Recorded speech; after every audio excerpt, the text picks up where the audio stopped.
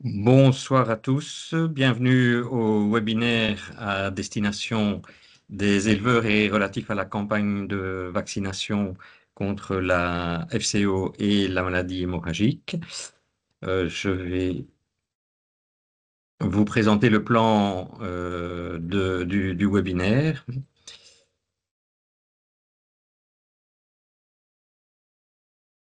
Donc, un petit rappel, vous l'avez vu, compte tenu du nombre de participants annoncés, on n'est pas encore au nombre qui s'étaient inscrits, mais on n'est pas loin de 1000. Donc, dans ces conditions, on a dû opter pour la coupure automatique des micros et des caméras. Les conversations, si le chat est désactivé, mais vous aurez l'occasion de poser vos questions via une icône qui apparaît normalement sur votre écran. Je vous en parlerai un peu plus loin. D'abord, le programme pour ce soir. Nous aurons d'abord une intervention de François Klein de l'ARCIA qui fera un rappel sur la maladie et pour quelles raisons il est important de vacciner contre ces maladies, de prendre les devants durant l'hiver, avant la saison d'activité vectorielle.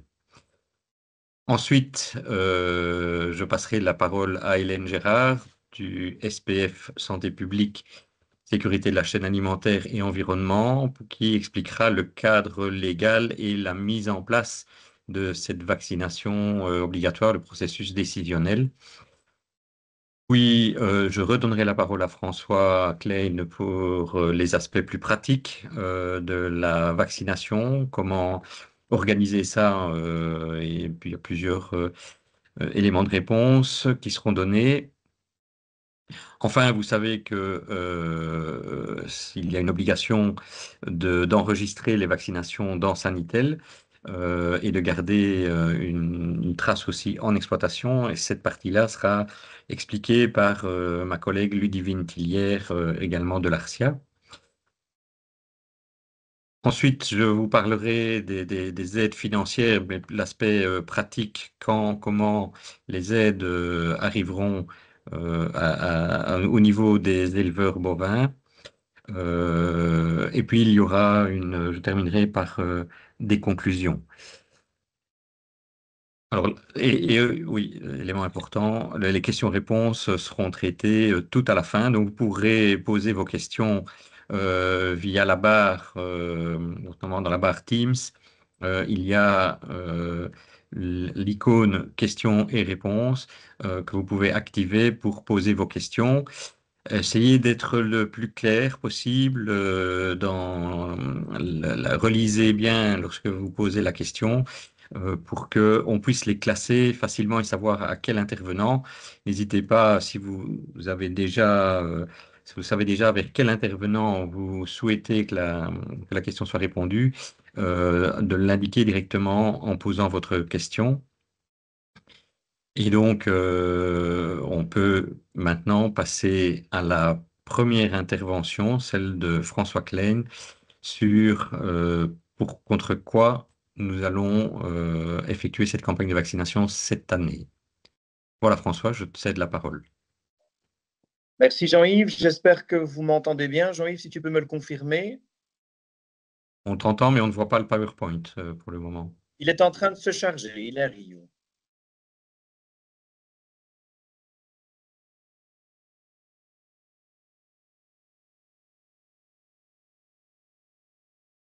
Normalement, vous devriez le voir apparaître dans quelques instants. Il est assez lourd avec les quelques images qui sont dessus. Voilà, c'est bon. Je pense. C'est bon pour vous? C'est bon. Voilà. Et donc, comme le disait Jean-Yves Houtin en introduction, campagne de vaccination 2025, d'abord se positionner sur les éléments pathogènes dont nous allons parler tout au long de cette soirée, contre qui se battre en 2025 et surtout pourquoi, quels sont les arguments qui plaident en faveur de cette campagne de vaccination 2025. Je voudrais tout d'abord rappeler que fièvre catarrhale ovine, sous son abréviation FCO, et maladie hémorragique épizootique, sous son abréviation MHE, sont, vous ne l'ignorez pas, des pathologies vectorielle. Autrement dit, que ce soit pour l'une comme pour l'autre, une possibilité pour ces maladies de se transmettre d'un animal à l'autre à la seule condition de trouver un vecteur qui n'est autre que le culicoïde, qui est capable, lors de son repas sanguin, d'inoculer à un animal la charge virale qui est présente dans ses glandes salivaires, soit le virus responsable de la fièvre catarrhale ovine, soit le virus responsable de la maladie hémorragique épizootique. Ces pathologies vectorielles peuvent être qualifiées pour certaines de recirculantes, tandis que d'autres vont être qualifiées d'émergentes. Je m'explique. La fièvre catarrhale dans son sérotype 8 n'est pas un élément neuf. Elle fait grand bruit aujourd'hui dans l'Hexagone, sur le territoire français, mais souvenons-nous que c'est un élément pathogène, viral, qui a déjà fait parler de lui dans nos contrées il y a plusieurs années de ça, puisque la première vague de circulation de cette FCO sérotype 8 date de 2007 dans nos troupeaux bovins et ovins. S'en est suivi en 2023 l'apparition de premiers foyers en bordure de frontières belgo-néerlandaises, de foyers de fièvre catarrhale ovine au sérotype 3, cette fois-ci. Alors, sérotype émergent, c'est la première fois que nous le rencontrions en Belgique, mais également en Europe occidentale, avec l'expansion géographique, l'expansion territoriale que nous avons connue durant l'année 2024 et la bovins que dans les troupeaux ovins. Et la question se pose bien entendu pour ce qui est de l'année 2025. On le sait, des pathogènes très présents sur le territoire français. Je parle en particulier de la fièvre catarrhale ovine sérotype 8, mais également de la maladie hémorragique épizootique qui est, pour nos cheptels de ruminants, totalement nouvelle, totalement inconnue et qui fait donc figure de pathologie émergente. Le risque est-il réel? Le risque est-il important? Nous aborderons ces éléments dans les quelques dias qui vont suivre. Je voulais vous proposer également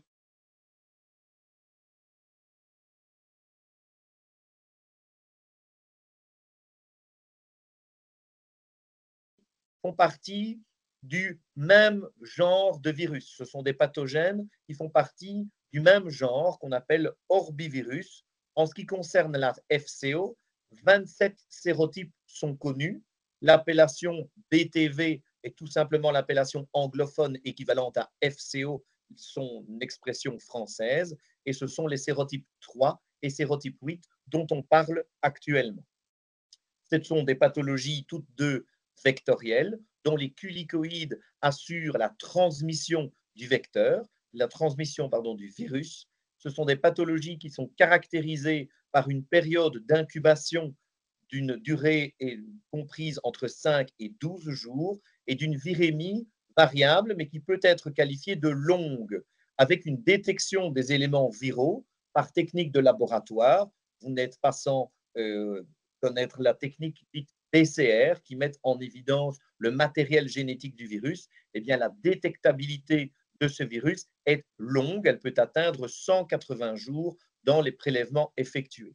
Le potentiel pathogène, le potentiel agressif de ce virus est extrêmement variable selon les sérotypes. En 2007, nous nous souvenons de l'impact important, tant clinique que sur la sphère de la reproduction, du sérotype 8 dans nos régions. On l'a vu également de manière extrêmement marquée en 2024 en ce qui concerne le sérotype 3. Un élément qui est également important à signaler, c'est qu'il n'existe pas de protection, de réaction croisée entre sérotypes. Qu'est-ce que cela signifie? Que la réponse immune que peut déployer un animal vis-à-vis du sérotype 8 ne le protège pas d'une infection au sérotype 3 et vice-versa. L'image clinique, classiquement rencontrée dans le cadre d'infection à la fièvre catarrhale ovine, est représentée par ces quelques illustrations qui ont été prises tant du côté ovin que du côté bovin, avec des éléments assez caractéristiques retrouvés dans ces deux spéculations.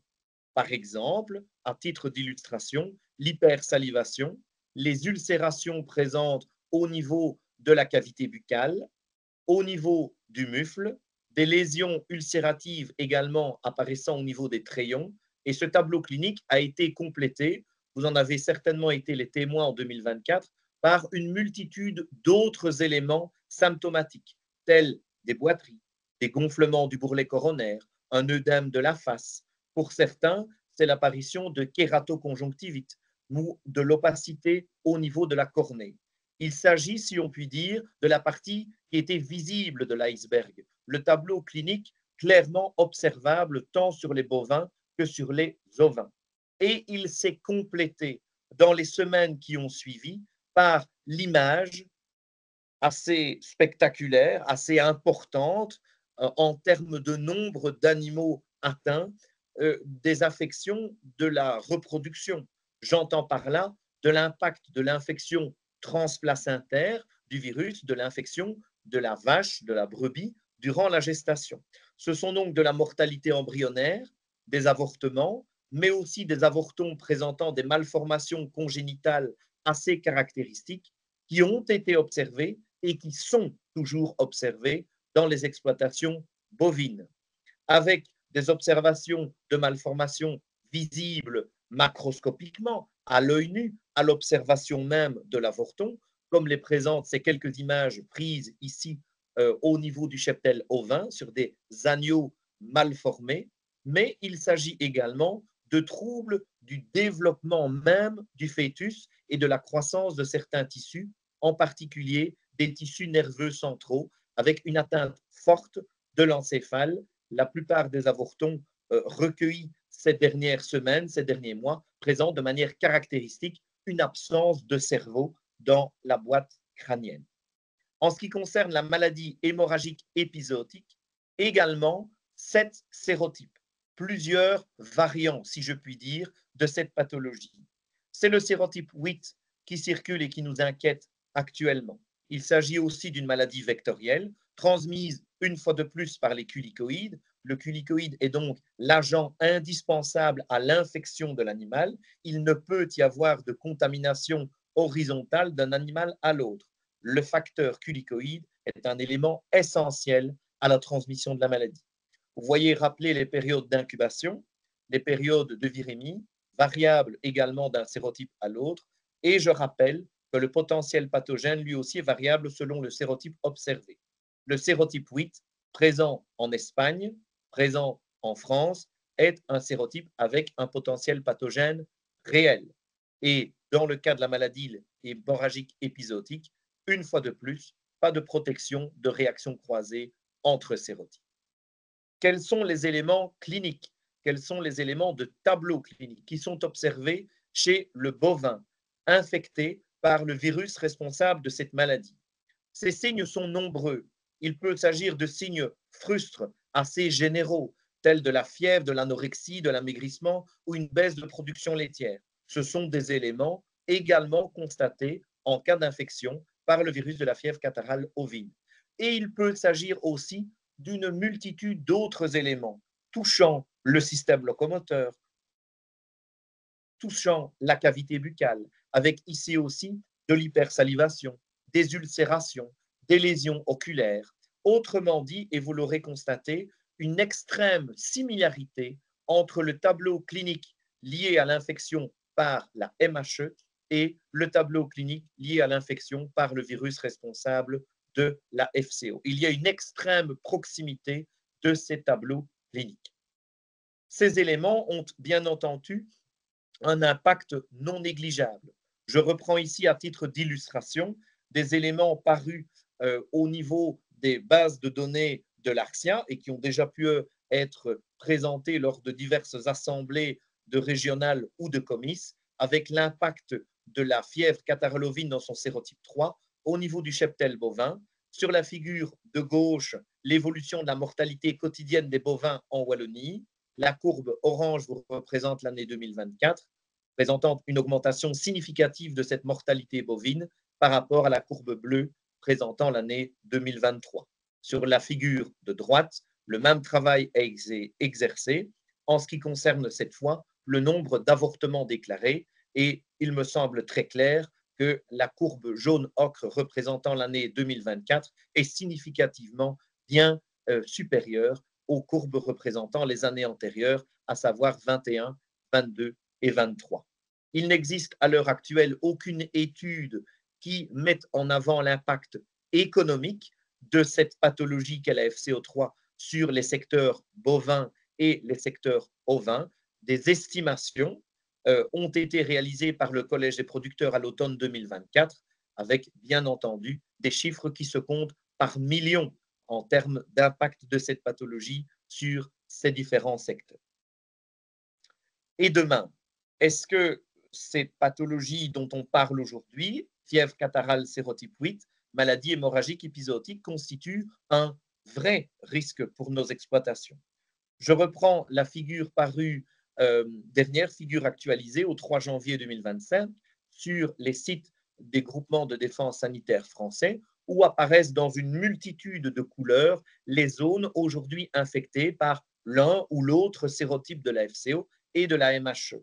Je synthétiserai ceci en disant qu'au cours de l'année 2024, la MHE a largement progressé sur le territoire français depuis une situation bien connue dans la péninsule ibérique. Après avoir traversé les Pyrénées, elle s'est répartie sur les départements des Pyrénées orientales et occidentales et a remonté largement la façade atlantique pour venir s'écraser à l'automne 2024 sur la Bretagne.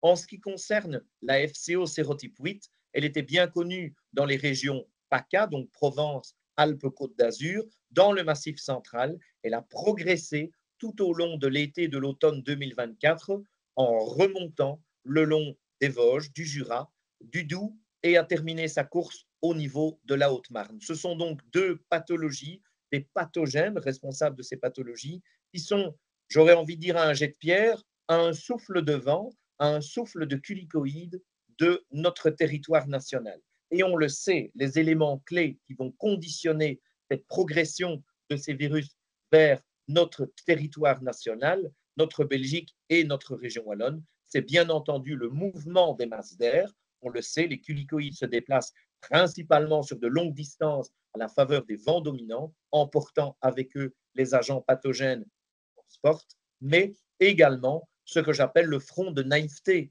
à savoir une population bovine belge, une population bovine wallonne, qui est totalement innocente, totalement naïve vis-à-vis de la MHE, mais également extrêmement sensible à la fièvre catarrhale au sérotype 8. C'est un élément qui est connu dans les années 2007, mais vis-à-vis duquel la vaccination s'est essoufflée année après année et pour lequel il y a donc une grande naïveté de notre cheptel bovin. En ce qui concerne les moyens de lutte et de prévention maintenant vis-à-vis de ces pathologies, il est clair que ce sont des pathogènes qui connaissent une extension rapide, que ce sont des maladies qui s'installent dans les différents départements, régions françaises, et on l'a vu avec la FCO3 dans notre territoire wallon.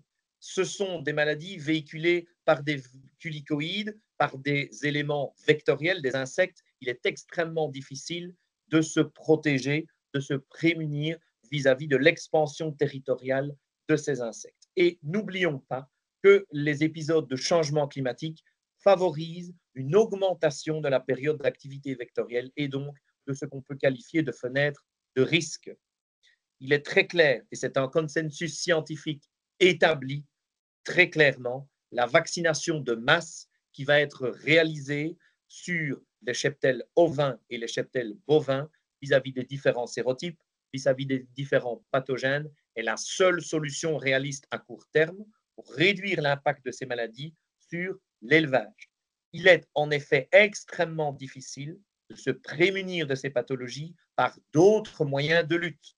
Beaucoup ont évoqué la possibilité de lutter contre les vecteurs. C'est un travail très incertain et extrêmement contraignant qui prend en compte des éléments de biologie, des éléments de fonctionnement, si je puis dire, des culicoïdes, qui doivent être extrêmement maîtrisés et difficiles à maîtriser. Les zones d'habitat, les périodes d'activité des culicoïdes, leurs zones d'attaque préférentielles sur l'animal, sachant également que ce sont des vecteurs qui se dispersent passivement au gré des vents et dont il est extrêmement difficile de maîtriser l'expansion territoriale et géographique, je le précisais. Que ce soit du côté néerlandais, que ce soit du côté français, mais également du côté belge, bien entendu, il est possible de réaliser des stratégies d'échappement et d'évitement de ces vecteurs. Mais vous allez voir qu'elles sont extrêmement contraignantes parce qu'elles supposent une gestion optimale des effluents, des litières, des zones de stockage du matériel organique. Elles supposent également un confinement des animaux durant la période d'activité vectorielle en bâtiment, avec des bâtiments bénéficiant également de protection de type brise-vent à maillage serré, empêchant l'entrée des culicoïdes à l'intérieur même des bâtiments d'élevage. Et en ce qui concerne la désinsectisation, un consensus très clair est établi. La désinsectisation de masse à hauteur de troupeaux, la désinsectisation collective, n'est pas une solution durable, écologiquement, économiquement et logistiquement parlant. Si un argumentaire était nécessaire en faveur de la vaccination, et donc la seule solution préventive de masse pour se prémunir des affres, des conséquences de ces infections, je vous dirais qu'il est important de bien garder à l'esprit tout d'abord que ces pathogènes peuvent passer les hivers. FCO3 a passé l'hiver. Dans nos étables, dans nos bergeries, la FCO3 au sérotype 3 sera toujours présente en 2025. La FCO8 et la MHE ont passé l'hiver dans les étables et dans les bergeries françaises. Elles seront donc présentes au printemps 2025 et capables de remonter vers notre territoire. N'oublions pas non plus qu'en 2025, suite aux périodes d'agnelage, aux périodes de vélage, le nombre d'animaux naïfs, le nombre d'animaux sensibles grandit, grossit dans les exploitations, augmentant donc la possibilité pour ces agents pathogènes de trouver chaque fois de nouveaux animaux pour se répliquer. Et je voudrais également citer un élément important issu d'une étude néerlandaise réalisée en 2024 concernant l'infection naturelle des troupeaux au virus responsable de la FCO sérotype 3, faisant état d'une séroprévalence moyenne de 30% suite à l'épisode infectieux. Cela veut dire que dans un troupeau dans lequel le virus a circulé, l'ensemble des animaux n'est pas en séroprévalence positive, n'a pas séroconverti, ne dispose pas d'anticorps protecteurs. Il est donc important, par le biais de la vaccination, de jouer le jeu de cette réponse immunitaire. Enfin, je terminerai cette première partie de présentation en vous donnant quelques résultats issus d'une enquête visant l'impact de la FCO sérotype 3 envoyée par le Collège des producteurs aux éleveurs ovins, ayant mis en évidence l'impact positif de la vaccination sur les taux de morbidité, donc nombre d'animaux malades, et taux de mortalité en élevage ovin dans les troupeaux vaccinés. Ces taux étaient significativement inférieurs à ceux relevés dans les troupeaux non vaccinés. Je vous remercie pour votre attention et je cède la parole à l'orateur suivant. Merci François. Donc maintenant, on sait quelles sont les bases scientifiques qui ont conduit les autorités à rendre obligatoire la vaccination contre ces trois virus en médecine, dans l'espèce bovine. Donc, je vais passer la parole maintenant à Hélène Gérard du SPF qui vous donnera tous les éléments du cadre légal qui a été mis sur pied. Donc voilà, Hélène, la parole est à toi. Oui, je partage mon écran. Vous voyez l'écran? Oui. Donc, en octobre de cette année, le ministre Claraval a pris la décision de rendre la vaccination contre ces trois maladies obligatoire sur base des recommandations des scientifiques d'une part, mais aussi à la demande de l'Agrofront, donc les représentants des syndicats agricoles principaux du pays. Alors, cette décision, elle a été prise dans un contexte très, très particulier et donc cette campagne a été très difficile à mettre en place. Pourquoi? Parce qu'on avait un gouvernement en affaires courantes. Affaires courantes dit budget qui ne dépend plus vraiment des ministres. On avait également une base légale insuffisante pour rendre la vaccination obligatoire. Donc, il a fallu l'appui du Parlement. On a eu une loi qui a été votée le 20 décembre et qui permet de rendre la vaccination obligatoire. En parallèle, il y a beaucoup de questions qui étaient posées aussi, comme des doutes quant à la disponibilité des vaccins, des questions comment rendre cette campagne efficace. Il fallait absolument vacciner avant la mise en prairie. Ça laissait très peu de temps. Donc, je vais essayer ici de récapituler tous les éléments obligatoires liés à la campagne et ensuite, je vous répondrai dans les questions et réponses. Donc, une campagne de vaccination obligatoire contre quoi, pour qui et pour quand, quelles sont les aides financières prévues, qui administre les vaccins et quelques détails pratiques. Contre quoi, vous l'avez entendu, c'est contre le BTV3, contre le BTV8 et contre les HDV8 pour les bovins. Donc, tous les bovins, à l'exception des veaux d'engraissement, qui sont nés avant le 1er janvier 2025, doivent être vaccinés pour le 1er juin 2025. Les animaux qui sont nés après le 1er janvier peuvent évidemment également être vaccinés. Et quand on parle d'animal vacciné pour le 1er juin 2025, on considère que c'est un animal qui a reçu une primo-vaccination complète contre les 3 maladies. Une primo-vaccination, ça veut dire qu'il a reçu les 2 doses de départ, de booster de l'immunité, et que ces vaccinations ont été enregistrées dans Sanitel. Des aides financières sont prévues. Alors, pour les détenteurs, il est prévu que chaque détenteur reçoive 23,50 € par bovin complètement vacciné. Les vétérinaires seront aussi aidés. Ils recevront 75 € par troupeau bovin vacciné. Je vais essayer d'expliquer un petit peu en quoi consiste cette aide. Cette aide n'est pas censée couvrir absolument et totalement le coût de la vaccination. On peut la comparer à un chèque. Un chèque, donc je vais reprendre l'exemple que j'ai donné hier au vétérinaire, un chèque isolation. Si vous entamez des travaux de rénovation de votre maison et que la région Wallonne octroie des chèques rénovation de 5 000 €, eh bien, ici, c'est la même chose. Vous allez recevoir un chèque vaccination par bovin vacciné qui est de 23,50 €. Les tarifs, ils restent libres. On ne peut pas s'opposer à la libre tarification des vaccins. Donc, les grossistes fixent les vaccins en fonction du prix d'achat que les firmes leur imposent. Les vétérinaires restent libres de fixer le prix de leurs honoraires. Et donc, on ne peut pas réguler ce marché. On n'a légalement pas les bases. Les conditions pour obtenir ces aides financières sont les suivantes. Les animaux doivent avoir été complètement vaccinés pour chacune des maladies, donc BTV3, BTV8 et HDV8.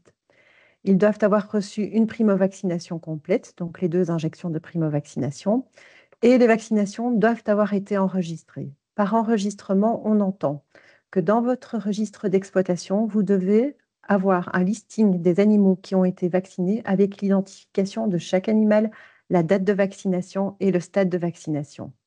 On entend aussi enregistrement dans Sanitel par le vétérinaire d'exploitation. Et tout ça doit être fait avant le 1er juin 2025. Les modalités de paiement de ces aides sont les suivantes. Votre vétérinaire va vous facturer les honoraires liés à la vaccination selon les tarifs et les modalités qu'il pratique habituellement. Ce sont eux qui vont recevoir les montants qui sont destinés aux troupeaux. Alors, pourquoi ce système? En fait, c'est parce qu'à l'heure actuelle, on dispose d'outils informatiques pour permettre le versement direct aux vétérinaires de rétribution dans le cadre des vacations. Donc, quand ils viennent faire les prises de sang pour la campagne hivernale, ils sont payés par l'État via un système qui existe déjà. Si on avait dû développer un outil informatique supplémentaire pour payer les détenteurs, il aurait fallu débloquer un budget supplémentaire et donc diminuer le droit de 23,50 € par bovin vacciné qui était prévu initialement. Les vétérinaires seront ensuite obligés de répercuter l'aide qu'ils ont reçue pour les bovins de votre troupeau via une réduction sur une facture d'honoraires, quelle qu'elle soit, ou via une note de crédit. Le calendrier de ces paiements, c'est que fin janvier, début février, Les vétérinaires vont recevoir 2/3 des montants de l'aide estimée pour chaque troupeau. Pourquoi? Pour pouvoir préfinancer l'achat des vaccins auprès des firmes. Chaque vétérinaire doit dépenser un fameux budget pour pouvoir assurer la vaccination des troupeaux dont il est responsable.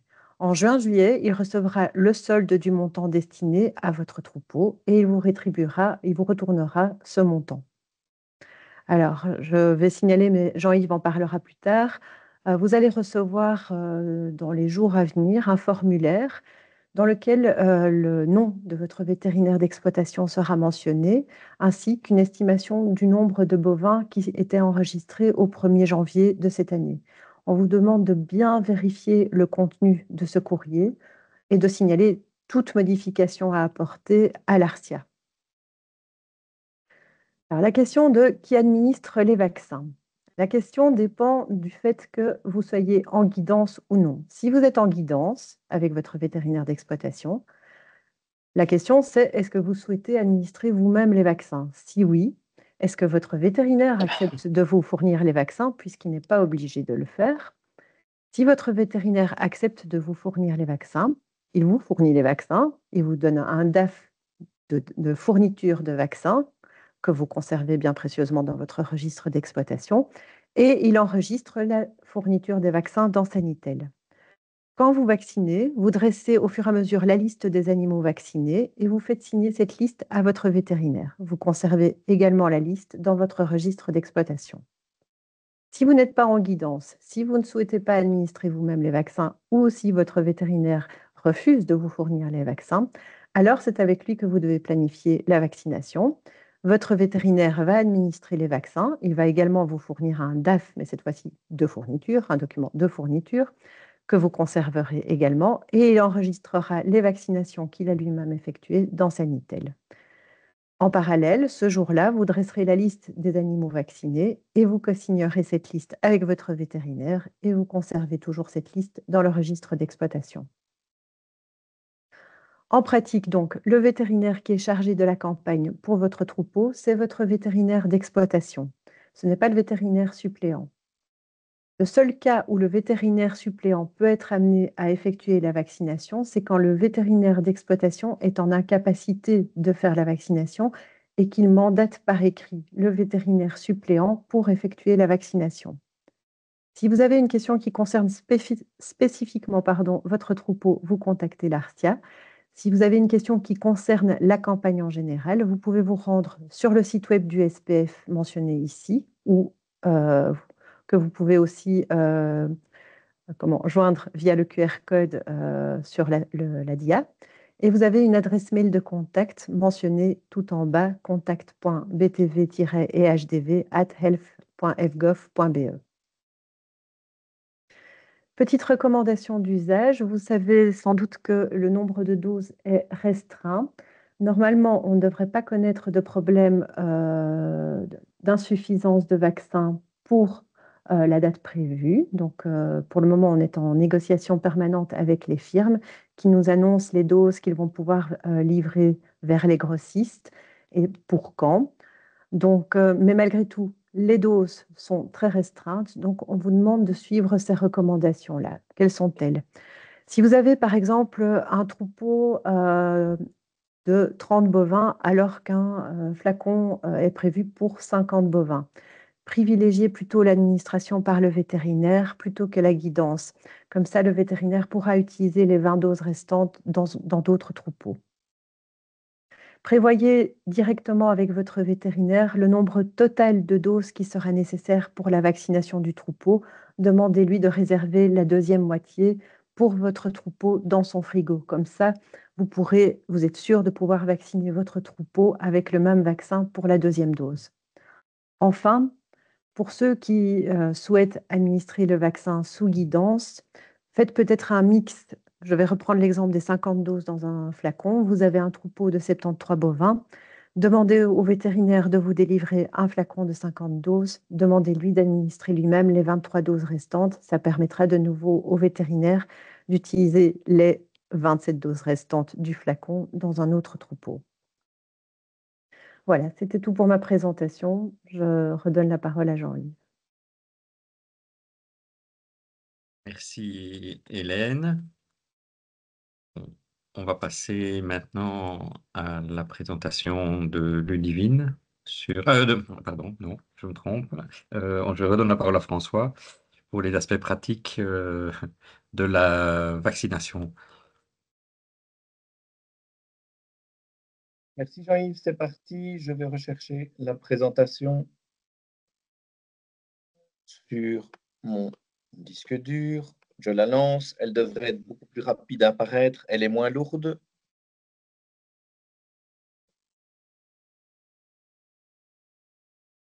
Vous devriez la voir assez rapidement devant vos yeux. Voilà. C'est bon pour tout le monde? Je pense que c'est OK. C'est bon, Oui, chez François. moi également. C'est bon. Alors, en ce qui concerne les modalités pratiques, celles-ci ont été tout simplement abordées en fonction des questions que vous avez déjà eu l'occasion de formuler lors de votre inscription à ce webinaire. Et bien entendu, nous vous laissons toute possibilité de poser d'autres questions supplémentaires, comme il a été rappelé en entrée de séance via l'onglet questions et réponses. Existe-t-il un vaccin combiné rassemblant les 3 valences vaccinales? Non, ce vaccin multivalent n'existe pas. Autrement dit, aujourd'hui, vous devriez travailler avec des vaccins distincts permettant d'assurer une protection, l'un vis-à-vis de la FCO sérotype 3, l'autre vis-à-vis de la FCO sérotype 8 et le troisième vis-à-vis de la MHE. Peut-on administrer les 3 vaccins le même jour? Oui, il n'y a pas d'incohérence immunologique, immunitaire à administrer ces 3 vaccins le même jour. C'est donc une facilité que je vais qualifier de facilité logistique. J'attire cependant votre attention, comme il a été déjà précisé hier à l'intention des confrères, de la disponibilité de certains vaccins. Tous les vaccins ne sont pas aujourd'hui disponibles.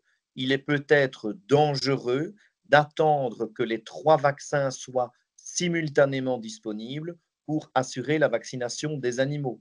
Nous pourrions nous retrouver dans un cas de figure qui est le suivant, c'est une vaccination des 3 vaccins le même jour, avec le rappel qui est effectué un peu trop proche, voire déjà lorsque la période d'activité des culicoïdes est lancée.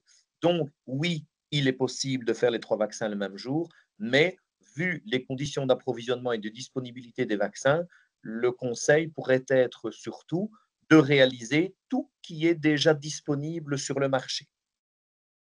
Doit-on changer d'aiguille d'un animal à l'autre? L'aiguille fait le même travail que le culicoïde. Ce peut être un vecteur de pathogène, ce peut être un vecteur de charge virale. Donc, là aussi, il existe un consensus scientifique en la matière et pour être complet face à toute potentielle transmission de la maladie, l'aiguille, on le sait, est un vecteur, certes secondaire par rapport aux culicoïdes, par rapport aux insectes, mais c'est un vecteur avéré tout de même. Quels sont les potentiels effets indésirables? Je me permets de souligner de nouveau, comme je l'ai fait à de nombreuses reprises en 2024, en régional, en comice ou en réunion de CETA, repréciser qu'il s'agit de vaccins inactivés. Autrement dit, ce n'est pas l'agent pathogène dans son entièreté qui est administré à l'animal. Ce sont donc des vaccins extrêmement sûrs d'emploi. Les effets indésirables recensés par les firmes pharmaceutiques qui produisent ces vaccins sont des effets de type hyperthermie, réaction inflammatoire au niveau du site d'injection. Peut-on combiner l'administration de ces vaccins avec d'autres vaccins qui sont classiquement employés dans l'élevage? Je répondrai à cette question de la manière suivante en donnant les 2 arguments. Un, j'éviterai de combiner l'administration simultanée d'un trop grand nombre de vaccins pour éviter une surcharge immunitaire, d'une part. D'autre part, si un vaccin devait produire des effets indésirables et que ces effets indésirables devaient être notifiés dans le cadre de l'ouverture d'un dossier de pharmacovigilance, il sera extrêmement difficile de faire la part des choses sur le vaccin responsable des effets indésirables si une multitude de produits sont injectés en même temps à l'animal. Quelle est la durée de l'immunité après vaccination? Ce sont des éléments qui sont déjà bien connus dans le cadre de la vaccination à la FCO sérotype 8. On le sait que suite à la vaccination des animaux vis-à-vis de ce sérotype, une immunité de longue durée est déployée, c'est-à-dire une immunité de plus de 24 mois. Cependant, si c'est un élément bien établi vis-à-vis de la FCO sérotype 8, il n'en est pas du tout de la même façon pour la FCO sérotype 3. C'est un élément qui doit encore faire objet d'une étude approfondie. Il se peut que le comportement immunitaire soit identique à celui observé dans le cadre d'une vaccination au sérotype 8. Quel que soit l'agent pathogène considéré, quel que soit le sérotype de FCO considéré, il est évidemment conseillé d'effectuer un rappel annuel pour booster la production d'anticorps avant la période d'activité des culicoïdes. Et donc, comme il a été rappelé hier, même si des troupeaux ont été vaccinés à l'automne 2024, il est conseillé d'effectuer le rappel avant la période d'activité des culicoïdes pour booster la présence d'anticorps, la production d'anticorps, et ne pas attendre la date anniversaire du rappel. Les animaux ayant déjà contracté la maladie doivent-ils être de nouveau vaccinés? C'est un élément assez similaire qui va me servir de réponse par rapport à ce que j'ai pu donner comme information sur les dias précédentes. Oui, pour effectuer un booster et s'assurer d'une réponse immunitaire d'envergure en termes de durée et en termes de concentration des anticorps. Un animal faible ou malade peut-il être vacciné? Vous êtes certainement parent dans l'assistance, en tout cas pour bon nombre d'entre vous. Je n'ai jamais vu un enfant être vacciné à l'ONE ou chez le pédiatre s'il était malade ou particulièrement affaibli. C'est un élément qui peut tout à fait contrecarrer l'efficacité vaccinale. L'idéal est bien entendu de vacciner des animaux en bonne santé. Est-il conseillé de vacciner d'autres espèces? C'est également une question qui a été posée en mettant en exergue les caprins et les camélidés. Ce ne sont pas des espèces qui sont considérées comme des espèces cibles. Elles sont sensibles, elles peuvent être infectées par ces pathologies, et je pense plus particulièrement à la fièvre catarrhale ovine. Ce sont des troupeaux qui, dans certains cas, ont présenté un tableau clinique assez important. Il peut être prudent de les vacciner, mais je pense surtout, vu le nombre de doses disponibles en 2025, que les espèces bovines et ovines sont largement prioritaires. Voilà ce que je pouvais vous donner comme information pratique. Bien entendu, la porte est tout à fait ouverte à d'autres questions dans la séance de questions-réponses qui suivra. Je repasse la parole à l'orateur suivant. Merci pour votre attention. Merci François.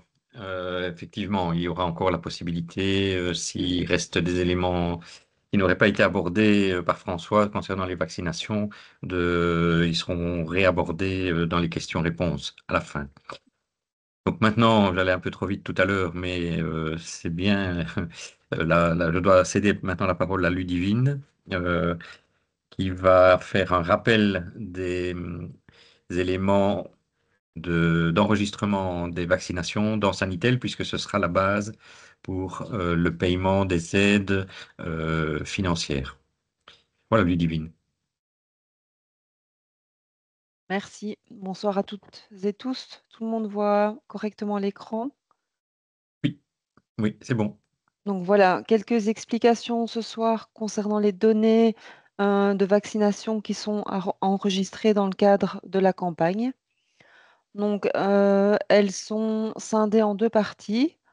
On a d'une part l'enregistrement des doses vaccinales dans Sanitel via l'interface Cerise, donc c'est directement interchangeable avec Sanitel, ou alors via les DAF de vos vétérinaires. La seconde partie sera la tenue du registre de vaccination en ferme.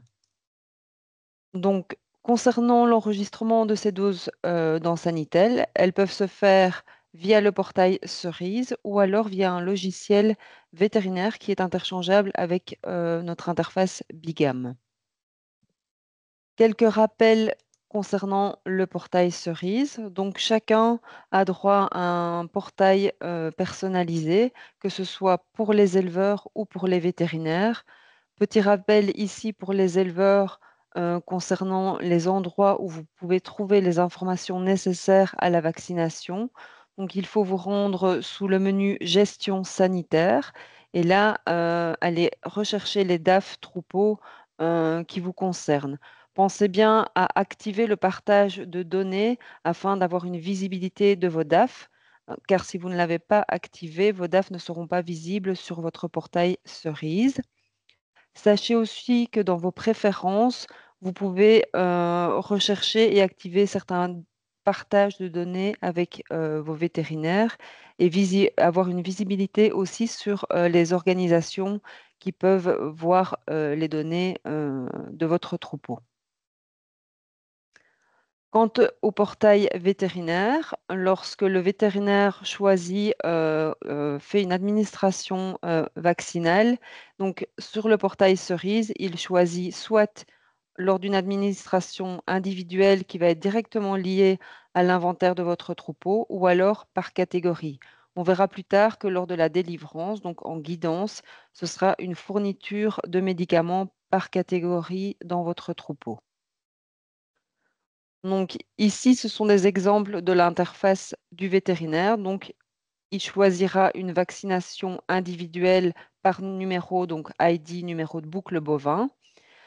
Le DAF va être directement lié aux troupeaux qui sont sous contrat avec ce vétérinaire. Donc, pour rappel, il est absolument nécessaire qu'il y ait un contrat entre votre vétérinaire et vous pour que ces doses soient transmises à Sanitel.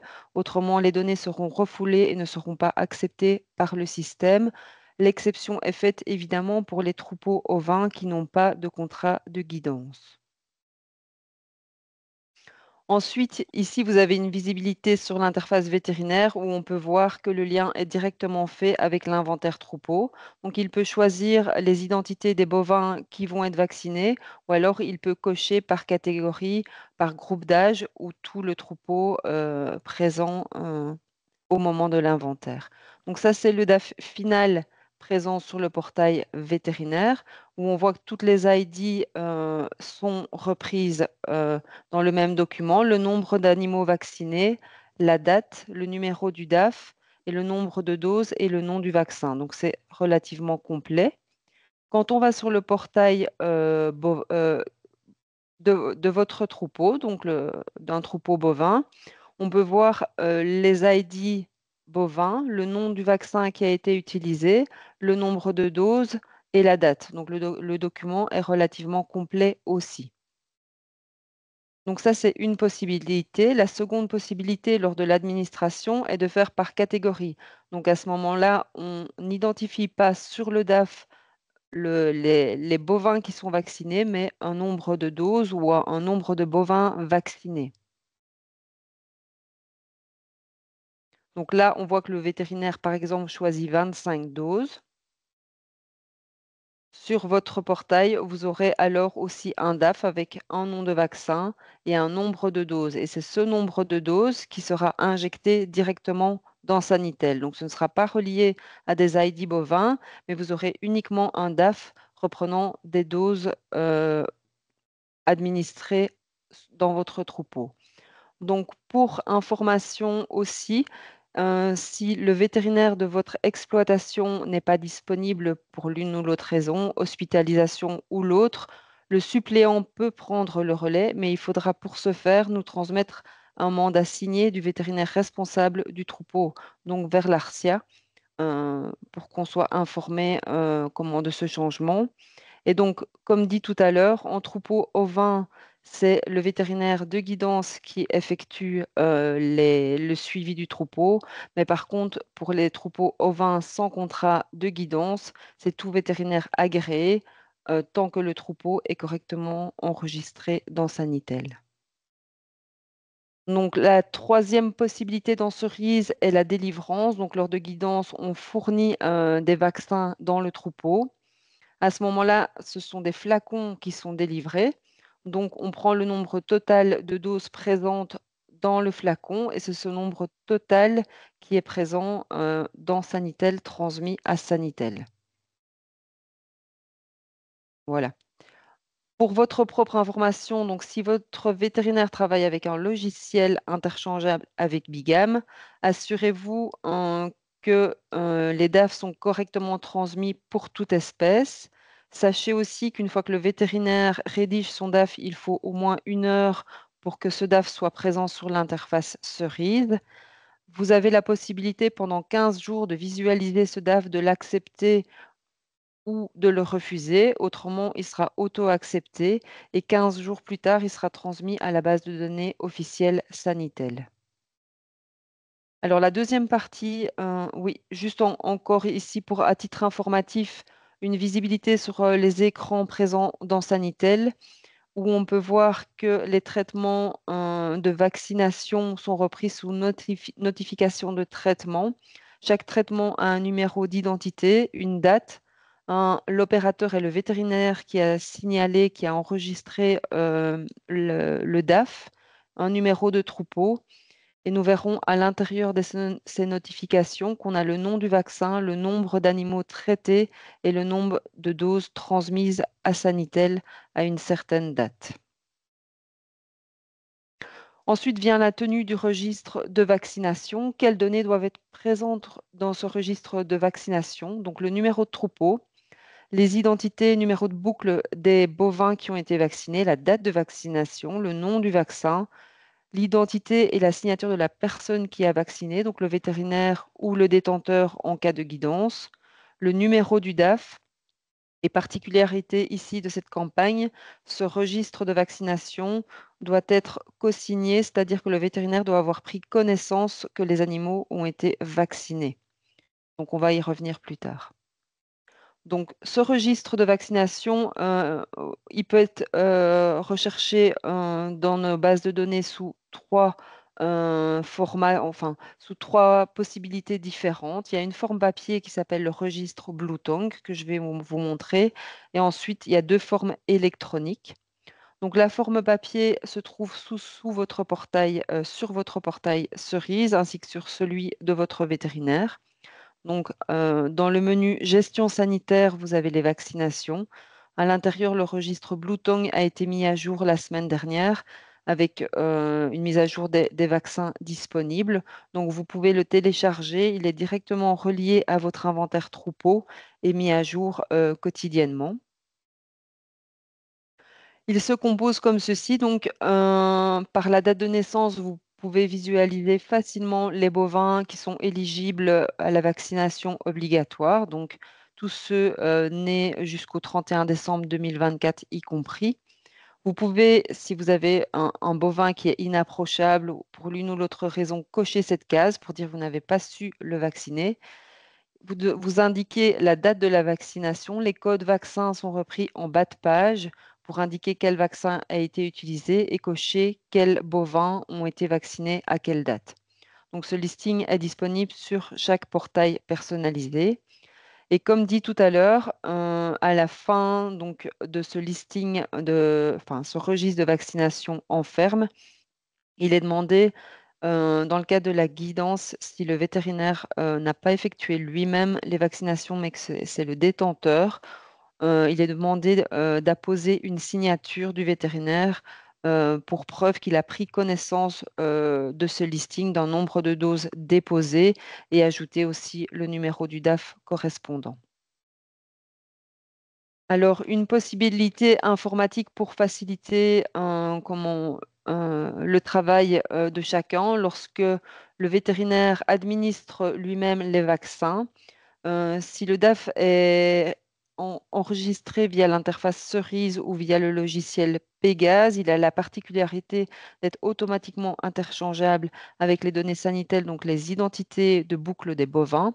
Donc, il reprend toutes les informations nécessaires en fait à ce registre de vaccination à détenir en ferme. Donc, ces DAF électroniques lors d'administration par le vétérinaire peuvent être utilisés aussi en le scannant comme registre de vaccination en ferme. Voici un exemple de registre de vaccination comme montré tout à l'heure. Alors, la troisième possibilité pour activer un registre de vaccination sous forme électronique est encore un peu méconnue, mais pourrait très bien fonctionner dans le cadre de cette campagne. Elle travaille via le registre de médicaments qui est présent dans votre menu sanitaire. En fait, lorsque le vétérinaire vous injecte un DAF, 15 jours après avoir accepté ce DAF, comment le vaccin arrive dans votre registre IN de médicaments en ferme et vous pouvez vous servir de ce registre IN et utiliser électroniquement ce vaccin pour encoder les ID des bovins qui sont vaccinés. Je vais vous montrer comment le réaliser. Donc ici, on a l'exemple de l'Episovac, donc un vaccin pour la maladie hémorragique, où l'encodage individuel, on voit qu'il est possible. Une fois que, donc ça, c'est l'item qui est présent dans votre registre de médicaments en ferme une fois que le DAF a été validé par le système. Donc, une fois que le Pisovac est dans votre registre de médicaments en ferme, vous cliquez sur encodage individuel. Là, vous sélectionnez le nombre de doses que vous allez utiliser pour la vaccination de votre troupeau et automatiquement, vous avez l'inventaire troupeau qui suit et qui déroule sur le menu et vous pouvez sélectionner les 24 animaux qui vont être vaccinés. Donc, on voit ici la finalité, les ID des bovins sélectionnés, le nom du vaccin, le numéro du troupeau, la date. Donc, toutes les informations nécessaires à ce registre sont présentes. Ce document devra être, comme demandé dans le cadre de la campagne, co-signé par votre vétérinaire, hein, et une copie du DAF jointe aussi pour que tout soit complet. Enfin, pour finir, je voulais vous signaler que aussi bien les vétérinaires que les détenteurs vont prochainement avoir accès à ce qu'on appelle écran Sanitel vaccination. Ça va être la réplication de toutes les données de vaccination obligatoires qu'on a transmis à Sanitel, tout comme l'écran Sanimed pour lequel les antibiotiques sont répliqués dans Cerise. Ici, on va avoir les doses de vaccination qui ont été transmises à Sanitel qui vont apparaître sur votre portail, qui permettra de contrôler la véracité des informations et de rassurer chacun. Ensuite, sachez aussi qu'en interne, on regarde à une procédure en tant qu'interface avec Sanitel officiel dans la traçabilité pour le traitement éventuel des données vaccinales erronées en anomalie. Donc, on sera disponible au besoin pour faire ce suivi. Voilà. Je passe la parole à la prochaine personne. Merci de votre attention. Les aides financières en pratique. Bon, alors je dois avouer que pour l'aspect éleveur, c'est assez simple. Il n'y a pas de grande démarche à faire, contrairement à ce qui a dû être présenté hier aux vétérinaires praticiens. Pour rappel, ça a déjà été dit, mais on parle ici d'une aide forfaitaire par bovin totalement primo-vacciné. Le montant de l'aide est de 23,50 €, TVA comprise. La TVA est normalement à 6%. Ça n'est pas une aide qui est destinée à couvrir 100% des coûts liés à la campagne, comme l'a expliqué Hélène. Ça ne correspond pas nécessairement au financement des doses. C'est une aide qui vient en déduction de l'ensemble des frais liés à la vaccination, mais qui n'est pas une déduction à 100%. Ça a été dit également, les aides vont transiter par le vétérinaire d'exploitation. Donc, soit via une déduction sur une facture d'honoraires, soit via une note de crédit. Les deux possibilités sont laissées au choix du vétérinaire. Une question qui est souvent posée depuis qu'on a activé la cascade téléphonique chez nous, il n'y a pas de limite entre professionnels, lobbyistes, etc. Tout détenteur bovin qui est dûment enregistré dans Sanitel et qui a des bovins primo-vaccinés, également avec l'enregistrement des doses dans Sanitel, aura droit aux aides. Donc, il n'y ait qu'un seul animal, ça donne droit aux aides également. À l'aide, il n'y en aura qu'une, évidemment. Quand est-ce que les aides arriveront? Ça a été dit aussi, tout ça se fera en fin de campagne. Pourquoi? Parce que on attend que l'ensemble des encodages dont vient de parler Ludivine soit réalisé dans Sanitel pour calculer le montant qui sera dû à chaque détenteur. Donc les aides seront en fait versées aux vétérinaires courant du mois de juin 2025, puisqu'on peut vacciner jusqu'au 1er juin. Il y a peut-être encore 8 jours le temps de faire l'encodage dans Sanitel, donc ça ne faut pas attendre les versements avant le mois de juin, et je dirais même la fin du mois de juin, début du mois de juillet. Comme je l'ai dit tout à l'heure, c'est pas le nombre de bovins qui détermine le montant des aides, mais le nombre de doses qui auront été encodées pour les 3 maladies visées en cheptel bovin, donc le nombre de doses encodées dans Sanitel. En cours de campagne, mais on commencera ça à partir du 15 mars. On fera une extraction de manière régulière des données de vaccination qui auront été encodées jusque-là dans Sanitel. Et cette extraction servira à faire un récapitulatif pour à la fois les vétérinaires, mais aussi pour les détenteurs. Donc, l'objectif est de vérifier que tous les encodages dont Ludivine a parlé, les encodages ou les injections automatiques des doses de vaccination dans Cerise et puis, in fine, dans Sanitel, se passent bien. Donc, pour que vous ayez la main sur une visibilité, en tout cas sur ces processus, on a prévu de vous envoyer en cours de campagne à plusieurs intervalles les récapitulatifs de ce qui est enregistré dans Sanitel. Alors, il se pourrait qu'il y ait des anomalies qui sont détectées. Alors, bon, ici, j'ai dit de prendre contact avec l'ARSIA, mais il est peut-être plus prudent de d'abord prendre contact avec le vétérinaire pour s'assurer que lui a bien fait les démarches d'injection ou d'encodage des données de vaccination dans Sanitel. Et s'il ne l'a pas fait, de toute façon, il sera en copie des courriers. S'il ne l'a pas fait, s'il l'a fait, pardon, et que malgré tout, les données n'apparaissent pas dans Sanitel, là, on conseille de prendre contact, mais on conseille surtout aux vétérinaires de prendre contact avec nous pour voir où le problème se situe. Il y a plusieurs possibilités, soit par mail, c'est toujours mieux de le faire par mail parce que ça permet d'indiquer les numéros de troupeau dans lesquels il a vacciné, des informations de contexte qui facilitent la recherche du problème. Mais bon, il est possible aussi, s'il ne le fait pas par mail, d'utiliser le numéro de téléphone, de l'ARSIA et l'option 8 qui correspond à la campagne de vaccination 2025. Alors, en clôture de campagne, donc en gros, il n'y a pas de démarche, à part la vérification, l'éleveur n'a pas de démarche particulière à faire. En fin de campagne, donc sur base des données qui auront été extraites progressivement, il y aura un calcul du nombre d'animaux, puisqu'on doit transformer les nombres de doses injectées dans Sanitel en un nombre d'animaux correctement vaccinés pour les 3 maladies. Donc, on va bien sûr prendre en compte toutes les vaccinations qui ont été encodées, en tout cas les vaccinations réalisées depuis juin 2024. Euh, on va, sur base de ces informations, calculer le nombre de bovins qui auront été primo-vaccinés par Valence. Donc ici pour les bovins FCO3, FCO8 et maladies hémorragiques.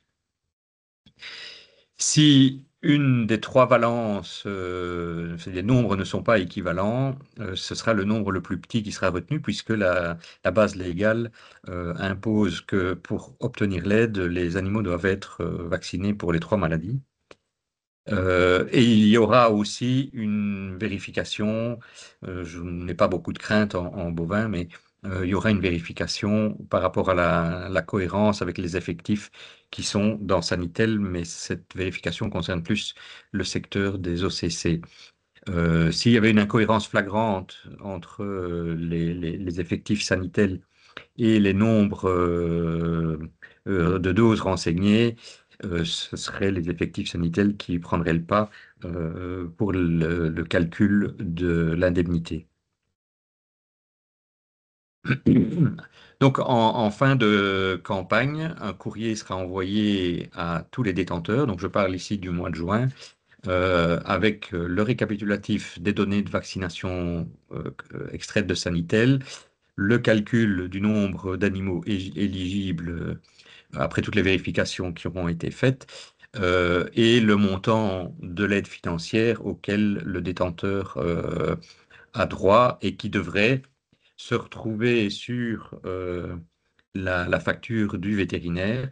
On précisera aussi, puisque ce sera stocké dans les bases de données, quel est le vétérinaire qui a reçu l'aide pour votre troupeau. Donc, à vous, après, de vérifier que le vétérinaire déduit bien sur sa facture le montant de l'aide qu'on vous aura renseigné au cours du mois de juin, soit via la déduction, soit en recevant une note de crédit. Voilà.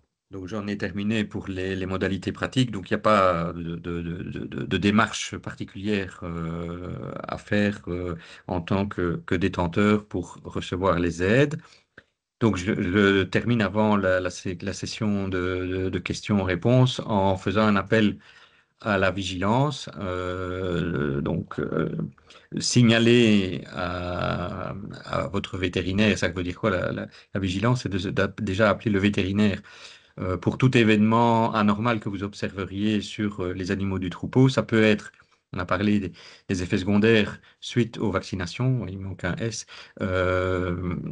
Ça, c'est évident et je n'ai pas besoin de faire le rappel, il sera certainement, l'appel au vétérinaire sera certainement fait, mais je fais plutôt un appel par rapport aux signes cliniques évocateurs de FCO parce que la tendance est de dire, oh oui, c'est de la FCO, on sait ce que c'est, donc on ne fait pas de diagnostic. On appelle parfois même pas le vétérinaire, sauf si les animaux sont vraiment très malades. Euh, mais c'est important de signaler, on a fait le même rappel au niveau des vétérinaires pour que des prélèvements soient réalisés. Pourquoi des prélèvements sont nécessaires, même si on sait que la FCO 3 circule actuellement, mais on n'a pas encore d'éléments, on a de preuves de la présence de l'EHDV. Donc si on veut savoir si la maladie hémorragique ou le nouveau variant de FCO8 est présent, objectivé, la présence objectivée en Belgique, il est nécessaire que des prélèvements soient effectués. Et par ailleurs, c'est vraiment très important. On a deux éléments d'actualité ou de semi-actualité euh, dans lesquels la détection précoce de l'émergence d'un nouveau virus ou de nouveaux virus permet de circonscrire plus rapidement les maladies. Bon, le BTV12, je ne vais pas dire qu'il est déjà circonscrit parce que c'est une maladie vectorielle, c'est beaucoup plus difficile, mais en tout cas, la détection a été très rapide par rapport à l'émergence par les collègues hollandais, mais surtout, c'est l'exemple de la fièvre afteuse qui semble a priori sous contrôle en Allemagne. Et ça, c'est grâce à une détection ultra précoce sur base de signes cliniques qui étaient typiquement évocateurs de FCO. Donc voilà, il faut rester vigilant, il ne faut pas avoir peur de demander au vétérinaire de faire des prélèvements, d'insister, d'autant que si ce n'était suspendu en fin d'année 2024, les analyses en cas de suspicion blue tongue, maladie hémorragique, et forcément fièvre afteuse, sont gratuites, sont prises en charge par l'AFSCA, donc il n'y a pas de frein financier à craindre par rapport à ces notifications. Voilà, si des questions subsistent, je fais un dernier rappel par rapport aux différentes sources d'informations. Le site web qui a été mis sur pied par le SPF pour la foire aux questions et plus tard, il y aura aussi un baromètre de disponibilité des vaccins. Sur notre site, on a essayé de rassembler aussi tous les éléments relatifs à la campagne dans la page campagne 2025. Vous retrouverez les vidéos, comme je l'ai déjà dit, les vidéos de tous les webinaires. Il reste une adresse email dédiée pour la campagne que nous avons mise sur pied, campagne2025@arcia.be. Le traitement des mails est plus efficace. Les questions posées par mail sont généralement plus efficaces que les questions posées par téléphone, mais il reste la possibilité d'obtenir une réponse par téléphone via l'option 8 sur le numéro de téléphone général de l'ARCIA. Voilà, nous allons passer maintenant aux questions-réponses. Et je pense que je n'ai pas encore reçu le PowerPoint. Ils sont disponibles sur le SharePoint, Jean-Yves. Ok. Je dois te les envoyer ou tu as accès? Non, ça va. Ok.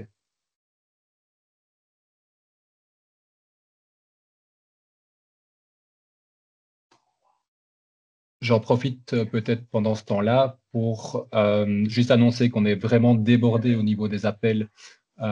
Hier avait lieu le webinaire vétérinaire. Donc, on est submergé d'appels. Donc, prenez un peu votre mal en patience si jamais on ne vous répond pas tout de suite. Pensez surtout qu'il y a déjà énormément de questions qui sont répondues dans le foire aux questions et le webinaire sera accessible en principe dès demain pour un revisionnage. Voilà, donc vous avez en principe tout à votre portée pour avoir réponse à vos questions. Bon, alors, entre-temps, j'ai ouvert mais je vais essayer de le partager.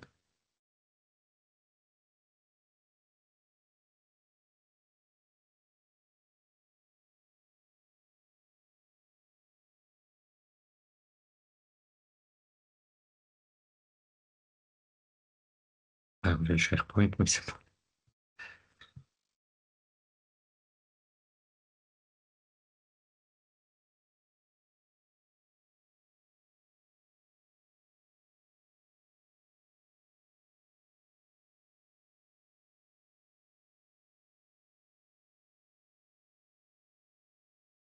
Alors, beaucoup de questions sur le protocole de vaccination. Je vous renvoie vers les foires aux questions qui sont très complètes, vers les notices des vaccins et vers votre vétérinaire.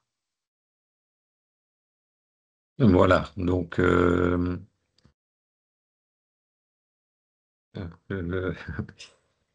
des premières questions, est-ce qu'on les voit s'afficher sur l'écran?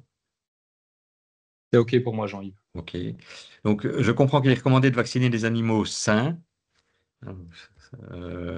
Mais dans mon troupeau, j'ai des animaux affaiblis par la FCO, je pense. Comme la vaccination est obligatoire, que convient-il de faire,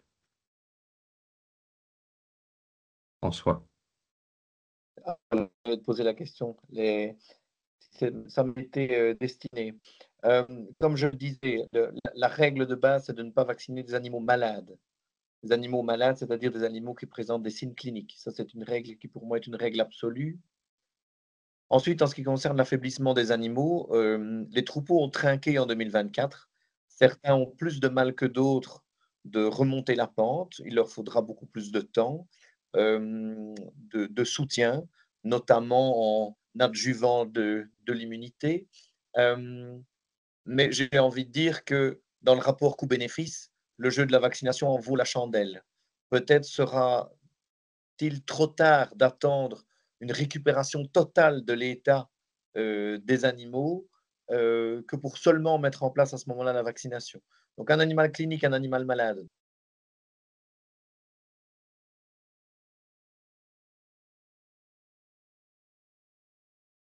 Bon, on appelle du François. Si tu veux bien, Jean-Yves, je vais alors enchaîner sur... Reprendre le relais, oui. Oui, Voilà. Donc, la vaccination est obligatoire, mais il y a une série de possibilités de dérogation qui seront prévues dans l'arrêté royal. Ça ne veut pas dire qu'on fait tout et n'importe quoi. Ces dérogations doivent être justifiées. Si un animal est malade, présente des signes cliniques au mois de janvier et a récupéré au mois de mars, il n'y a aucune raison de ne pas le vacciner au mois de mars. Si par contre, tout au long de la période, il a été affaibli, on n'a jamais réussi à le récupérer, effectivement, le vétérinaire peut signer une dérogation disant, voilà, j'estime que cet animal n'est pas en état d'être vacciné. Et c'est OK.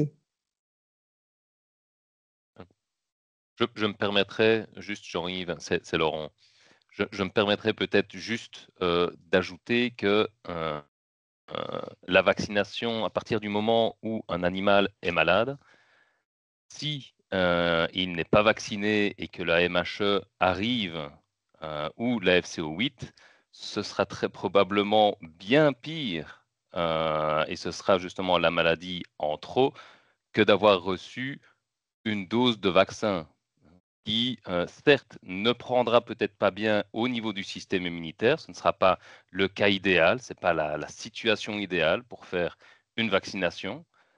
Néanmoins, comme l'a dit François, au niveau coût-bénéfice, il faut vacciner l'animal parce que ça lui donnera au moins une immunité.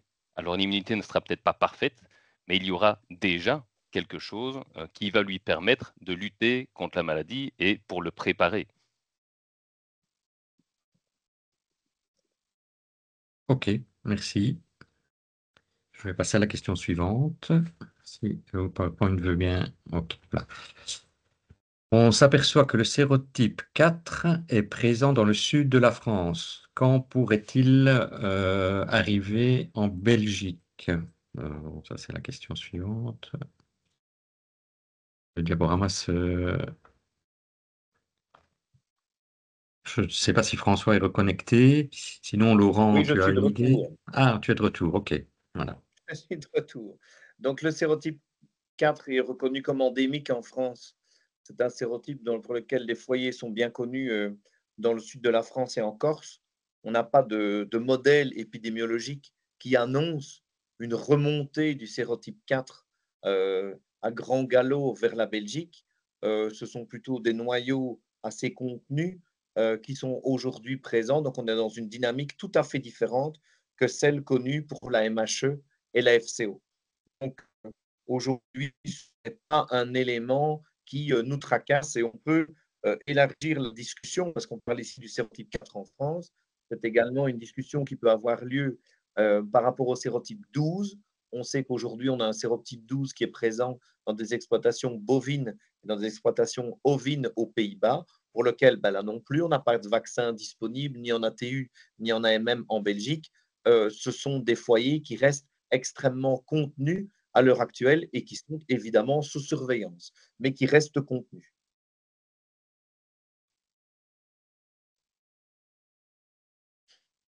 OK.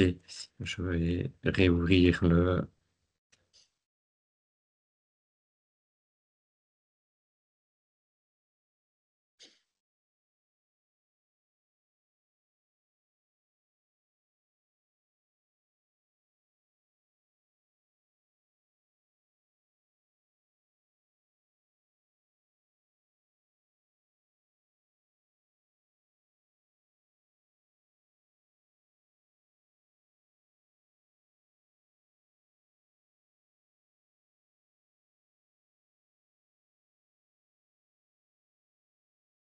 Alors, la question suivante.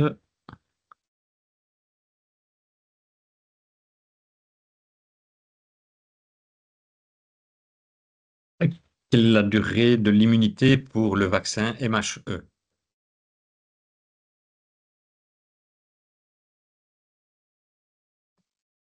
À ma connaissance, aujourd'hui, sur l'Episovac orienté sur le sérotype 8, on n'a pas de notice fabricant qui permette de se positionner clairement sur la durée de l'immunité du vaccin Episovac. La MHE, par contre, est présente aux États-Unis depuis longtemps sous d'autres sérotypes.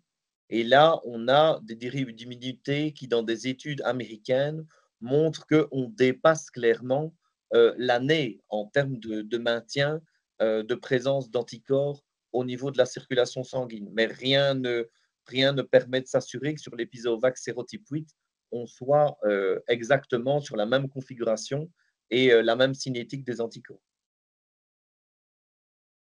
Donc la deuxième question, quel est le délai à respecter entre 2 doses vaccinales? Je ne sais pas, oui, donc il y a la primo-vaccination et il y a le booster. C'est 2 choses différentes, hein, donc François. Mais dans l'utilisation d'un primo-vaccination, c'est-à-dire la première dose qui, pour la première fois de sa vie, est administrée à l'animal, et la dose de rappel du schéma de primo-vaccination, on conseille classiquement un écart de 3 à 4 semaines entre la dose de primo, la première, et la dose de rappel, qui est tout à fait différente de l'effet booster qui, là, est, entre guillemets, le rappel annuel. OK.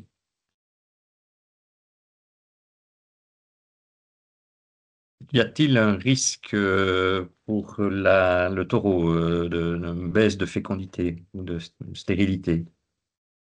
Cela n'est pas été notifié par les firmes productrices de ces vaccins. Peut-on mélanger les 3 vaccins pour ne piquer qu'une seule fois? Ça a déjà été répondu, mais il faut mieux Oui, le il me répéter. semble, hein. On ne peut pas mélanger les vaccins. Est-il possible de prévoir des flacons de moins de 50 doses? Je ne sais pas si tu réponds, François, ou si Hélène a des éléments de réponse.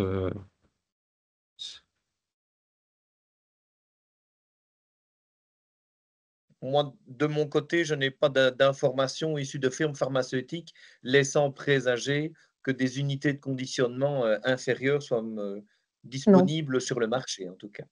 non. Et c'est entièrement dépendant du bon vouloir des firmes sur lesquelles nous n'avons aucun contrôle.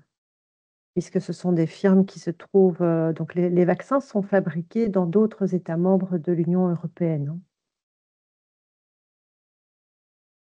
OK. Ah,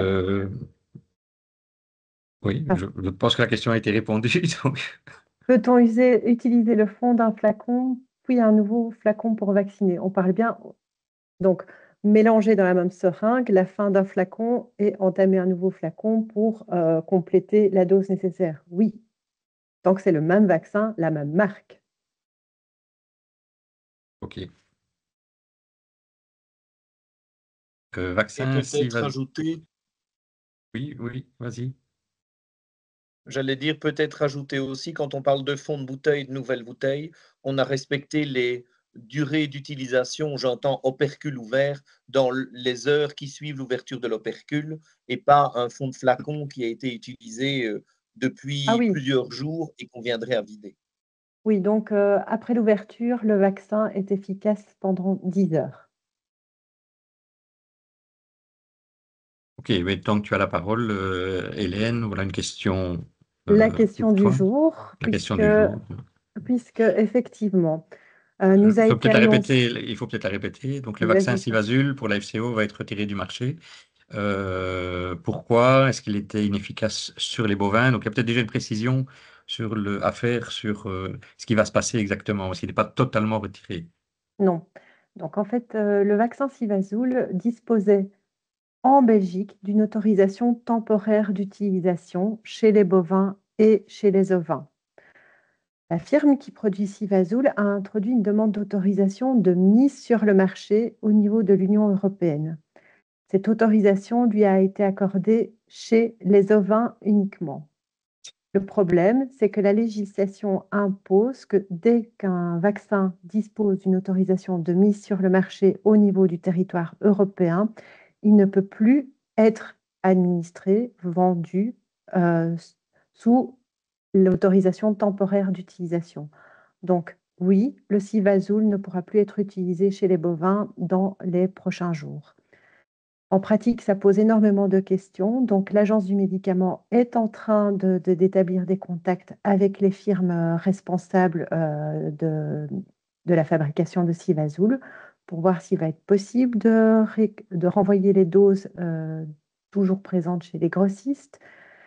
Ça risque de ne pas être possible. Les doses déjà acquises en exploitation, je dirais, faites-le le plus vite possible. Faites-les le plus vite possible tant que c'est autorisé en Belgique, Par contre, pour les vétérinaires, effectivement, ça pose problème. La seule utilisation qu'ils pourront en avoir, c'est chez les moutons. Là, il sera toujours utilisé.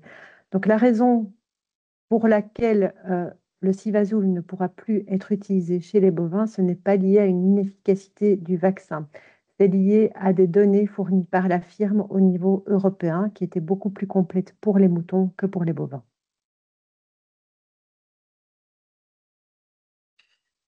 Concernant la question du solde de dose, alors tu as répondu? Oui, Ok, si vous avez des doses dans votre exploitation, faites-les le plus vite possible. Administrez-les le plus vite possible. ok. Bon, moi j'ai perdu l'accès.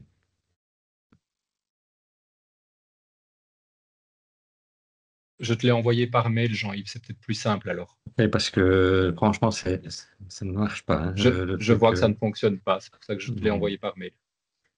Bon, alors il faut me laisser le temps de l'ouvrir.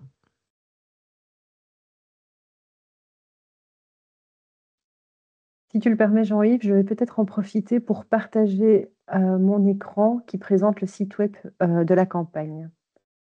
Oui, vas-y, vas-y. Donc, je suppose que vous voyez mon écran. Donc, sur l'adresse mail qui était mentionnée dans les slides, qui sera mentionnée dans les courriers que vous recevrez dans les prochains jours, qui est mentionnée également sur le site de l'ARCIA, donc vous avez un accès à ce site web. Dans ce site web, vous avez un module « Je suis détenteur de bovins »,« Je suis détenteur de moutons »,« Je suis vétérinaire ». Dans le module « Je suis détenteur de bovins », il y a toute une explication générale sur la campagne de vaccination. Et puis, tout en bas, il y a ces fameuses FAQ dont Julien a déjà parlé. Il y a une FAQ sur la campagne de vaccination, sur la vaccination et les vaccins et sur les interventions financières pour la vaccination. Les FAQ se présentent comme ceci. Alors, je vais essayer de prendre un exemple. Je pense que c'est une question qui est justement posée par les auditeurs. Je compte abattre un bovin avant le 1er janvier 2025. Dois-je le vacciner? Vous avez la réponse à votre question. Non. Seuls les animaux nés avant le 1er janvier 2025 et qui seront encore vivants au 1er juin 2025 doivent être vaccinés. C'est un exemple, mais je vous invite vraiment à consulter ces foires aux questions. Et si vous ne trouvez pas de réponse à vos questions particulières, à prendre contact via l'adresse mail qui se trouve en dessous sur la page du site. Ok, entre-temps, j'ai pu récupérer le PowerPoint. Voilà, donc la question suivante. Existe-t-il des subsides ou des fonds pour indemniser les éleveurs en cas de problème post-vaccination? Alors de nouveau, la démarche à suivre dans ce cas, en cas de problème post-vaccination, est expliquée dans les FAQ. Qu'est-ce qui se passe? En fait, le problème doit être d'abord notifié au niveau de l'Agence des médicaments via un système de notification. C'est soit vous, soit le vétérinaire qui notifie ces problèmes. Et là, il y aura toute une procédure à suivre. En fait, vous devez démontrer que le problème est bien lié à la vaccination. Et oui, dans ce cas-là, le gouvernement intervient puisqu'il s'agit d'une vaccination obligatoire. Ok, merci. Combien de temps doit-on attendre après la vaccination pour mettre un animal à l'abattoir? Alors, le délai d'attente pour tous les vaccins qui sont actuellement disponibles est de 0 jour, donc pas de délai d'attente. C'est aussi mentionné dans les FAQ. Ok, facile de répondre alors. Doit-on revacciner un troupeau dans lequel on vaccine contre la FCO8 depuis des années? Alors là, c'est la première fois qu'on reçoit cette question. Je la trouve très, très intéressante et pertinente. Alors, on va évidemment pas pénaliser les bons élèves qui vaccinent régulièrement depuis des années. En fait, ces animaux pourront faire l'objet d'une dérogation pour autant que vous puissiez démontrer qu'il a été vacciné contre la FCO8. Alors, comment démontrer ça? Il y a deux solutions. Soit vous pouvez le prouver via présentation du registre des médicaments que vous avez dans la ferme, soit vous pouvez le prouver via un test ELISA qui démontre la présence d'anticorps en suffisance contre la maladie, auquel cas une dérogation peut être accordée à l'obligation de vacciner. Et c'est votre vétérinaire qui évalue la question. Et Alors, la question suivante, quelles sont les sanctions en cas de non-vaccination? Alors, en cas de non-vaccination, la vaccination peut être imposée d'office aux frais du détenteur, donc il ne pourra pas bénéficier de l'aide financière du gouvernement et il s'expose évidemment aux amendes administratives qui s'ensuivent. Quelles sont les règles pour les rassemblements de bovins, concours, expositions, après vaccination? Il n'y a absolument pas de règles autres que celles d'usage pour les rassemblements bovins. Quels Je vois. sont... Ah oui, vas-y, continue. Oui, donc la deuxième question, donc, Oui. qui concerne plutôt les exportations. Pour les concours, je ne vais pas m'avancer, ça dépend des organisateurs du concours. Pour l'exportation, ça par contre, l'éleveur ne peut en aucun cas réaliser l'administration du vaccin lui-même. Seul le vétérinaire peut administrer le vaccin et attester qu'il a administré le vaccin. Et existe-t-il des différences entre les réglementations wallonnes et flamandes? Alors, il n'y a pas de différence de réglementation, c'est une réglementation fédérale. Par contre, au niveau des modalités pratiques, comme ce sont les associations régionales de santé animale qui sont chargées de l'encadrement de la campagne, il peut y avoir des modalités différentes. Donc, c'est soit l'ARCIA, soit la DGZ qui gère les modalités pratiques. Les vaccinations administrées aux animaux nés en 2025, donc non soumis à l'obligation, seront-elles prises en compte pour les indemnisations? Oui, pour autant qu'ils répondent aux critères d'octroi de l'indemnisation, c'est-à-dire primo-vaccination complète contre les 3 maladies, les 2 injections donc, et que les vaccinations aient été correctement enregistrées dans Sanitel. Exemple avec un cas concret, j'ai un lot de bêtes gestantes qui doivent véler en mars-avril et qui quitteront l'exploitation quelques semaines après le vélage. Je dois les vacciner. Typiquement, ça, c'est à l'appréciation du détenteur et de son vétérinaire. Donc, l'obligation de vacciner, il ne faut pas la remplir. Les animaux ne seront plus dans le troupeau pour le 1er juin, mais par contre, l'acheteur devra, lui, s'acquitter de la primo-vaccination complète des animaux. Donc, c'est à l'appréciation, c'est à voir à qui vous vendez, si vous avez des contacts, si c'est via les négociants, etc. C'est vraiment au cas par cas, mais l'obligation, vous, si les animaux ne sont plus au 1er juin dans votre exploitation, vous ne serez pas tenu de la respecter. OK. À ce jour, si je commande 30 doses, mais que je vends 10 bêtes, est-ce un problème pour le vétérinaire et dois-je payer les 30 doses? Alors, il faut que je comprenne bien la question. Euh, Je vais d'abord prendre un premier exemple. Si vous commandez 30 doses et que vous avez un troupeau de 10 bêtes, que vous êtes en guidance, vous devez payer les 30 doses et vous ne recevrez l'indemnisation que pour les 10 animaux. Ça, c'est une première chose. Ou pour les 20 restants qui auront été vaccinés, si les 10 qui sont vendus ne le sont Oui, pas. oui, mais non, je prenais d'abord le premier exemple. On va reprendre. Donc, on a un troupeau de 10 bêtes et, et vous commandez un flacon entier à votre vétérinaire. Le flacon entier représente 50 doses, parce que 30 doses, à ma connaissance, il n'y a pas. Eh bien, vous devez payer le flacon de 50 doses à votre vétérinaire, même si c'est pour vacciner seulement 10 bêtes, et vous serez seulement indemnisé pour ces 10 bêtes. Donc, c'est à vous de voir. Et comme je le disais, dans ces cas-là, ne, ne demandez pas à votre vétérinaire de vous délivrer les vaccins, demandez-lui d'administrer les vaccins. Juste, je me permets de répondre et de rebondir parce que je vois quelques questions sur le même type. Juste, je rappelle que les aides concernent la vaccination complète. Et donc, si les bêtes sont vendues avec une seule dose, il n'y a pas d'aide, ou alors si en tout cas l'animal disparaît après la première injection uniquement. Oui, une bonne précision. Question suivante. Nous avons vacciné en 2024. Est-ce que pour 2025, un rappel suffira? Donc, pas une primo-vaccination, mais un rappel, une dose de rappel. Je pense que c'est plutôt une question destinée à François.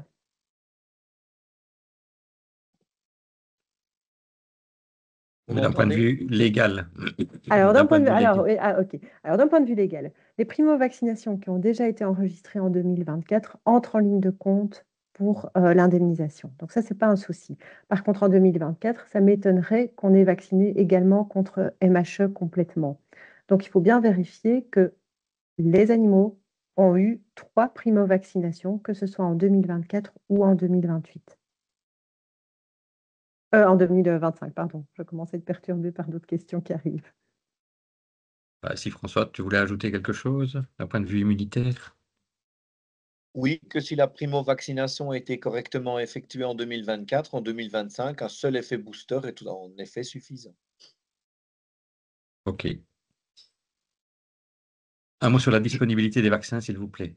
Il y a quelqu'un qui voulait encore intervenir sur la question Oui, précédente? oui, c'est parce que je viens de voir la question aussi.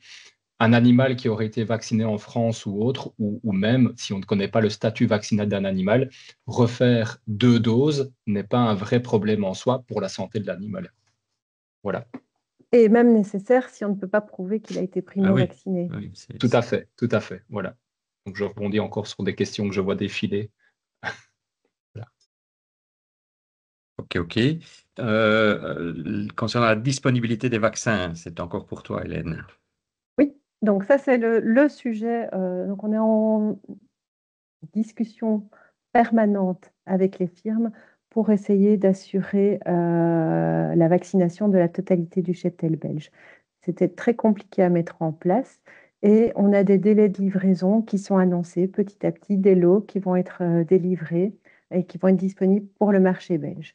Maintenant, nous nous sommes bien mis d'accord avec le ministre. Si au mois de mars, il s'avère qu'il ne sera pas possible de vacciner tout le cheptel, alors il y aura un système de priorité qui sera mis en place. Donc, l'obligation de vacciner ne sera plus en vigueur pour certaines parties du territoire, mais par contre, les priorités seront d'abord de vacciner tous les moutons de la Belgique, parce que le mouton est le plus sensible à la maladie, et ensuite de vacciner les bovins des provinces transfrontalières avec la France. En tout cas pour BTV8 et MHE. Il n'y aura pas de priorité au niveau des bovins concernant BTV3, puisque BTV3 est présent sur tout le territoire. Ok. Existe-t-il aussi des informations en allemand? Donc les sites, etc. Alors, le site web de la campagne sera prochainement, dans les quelques jours, disponible également en allemand. Ok. François, est-ce que tu as une idée pour notre site à nous, Arcia?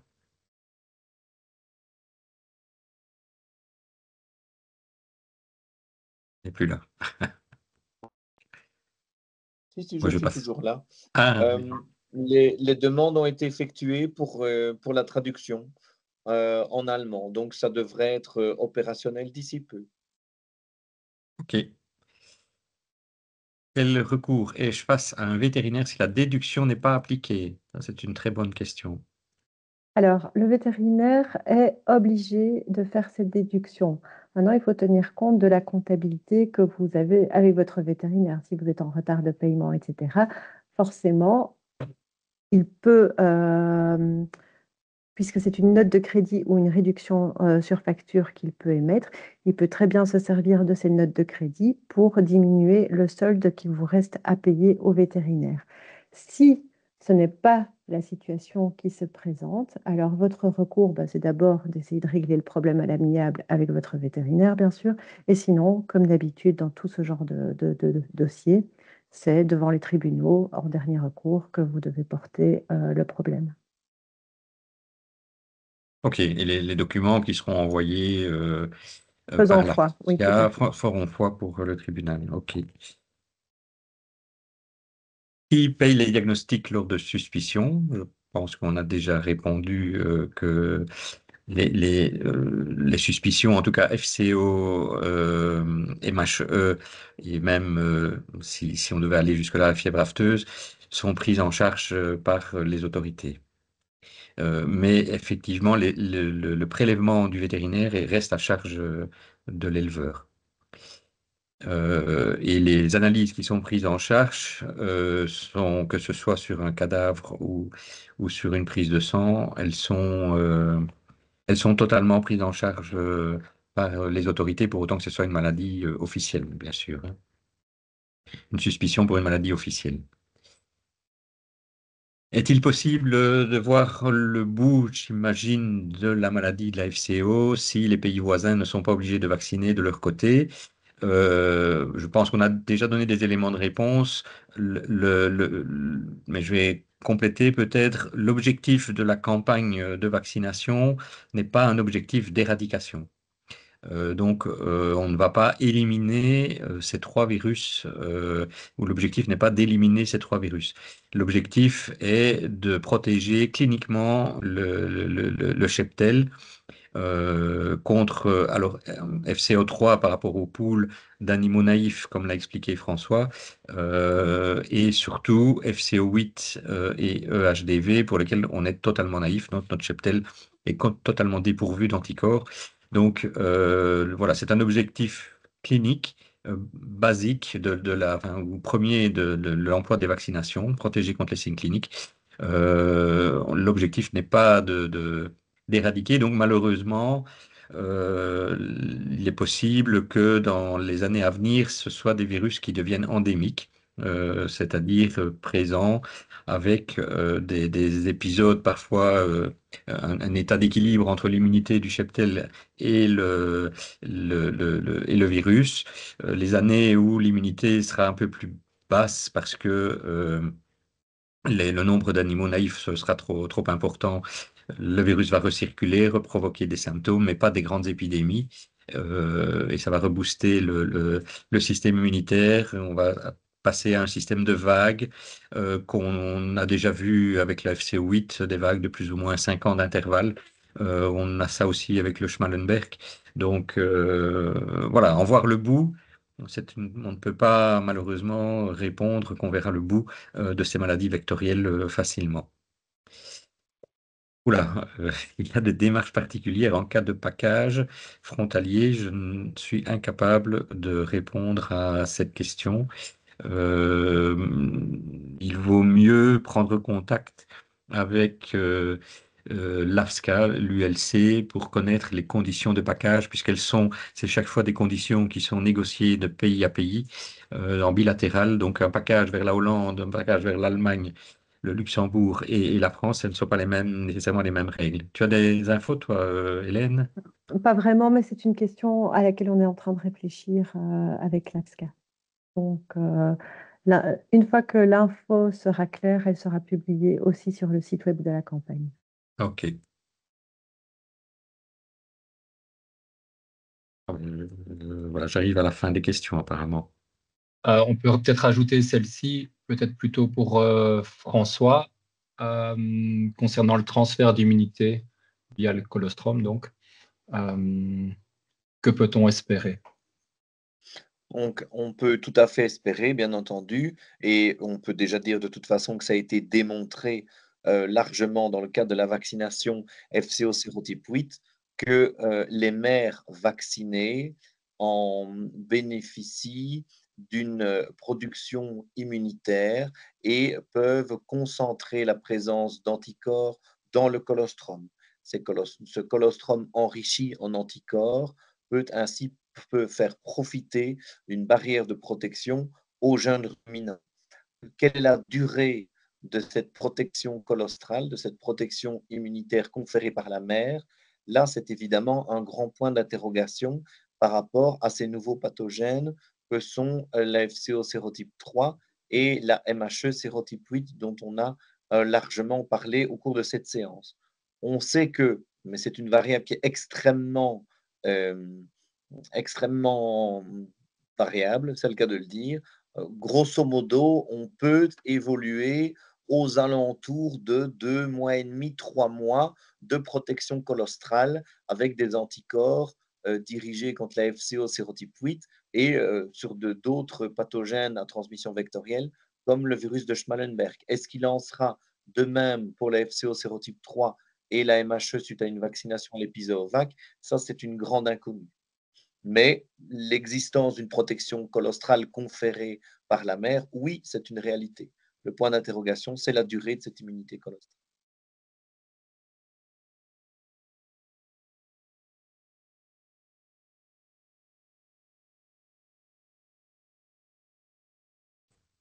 C'était la dernière question. Julien, il n'y a plus rien. Oui, On je a ne vois le plus de temps. questions. Par contre, il y a des questions, mais je les renvoie vers les fax, sinon via les mails de l'ARCIA du SPF pour des cas un peu plus particuliers. Et alors, j'ai juste reçu une info de Andy donc, qui me confirme que pour demain matin, il mettra à disposition le webinaire d'aujourd'hui sur la même page que celle qui a permis à certains de se connecter. Donc, si vous allez sur le site de l'ARCIA, arcia.be, vous serez facilement redirigé de toute façon vers les webinaires. Voilà. Il y aurait une question sur la mutation du virus. Je vois, je ne sais pas, mais je ne sais pas je n'ai plus les questions. Ah oui, c'est Hélène elle-même qui rajoute ça. Oui, tu veux en... Oui, bah, je vais la poser, mais demander à Oui. François d'y répondre. Il y a une légende rurale, comme dirait Jean-Yves, qui court et qui parle d'une mutation du virus et donc d'une inutilité de la vaccination face au risque de mutation des sérotypes au fur et à mesure des saisons. Donc, je pensais que c'était l'occasion pour François de faire le point sur cette possibilité. Alors, au sein des virus du genre orbivirus, donc les fameux virus qui sont responsables de cette fièvre catarrhale ovine, sérotype 3, sérotype 8, et responsables de la MHE, il n'y a pas de capacité de mutation équivalente à ce qu'on connaît sur d'autres virus comme celui de la grippe.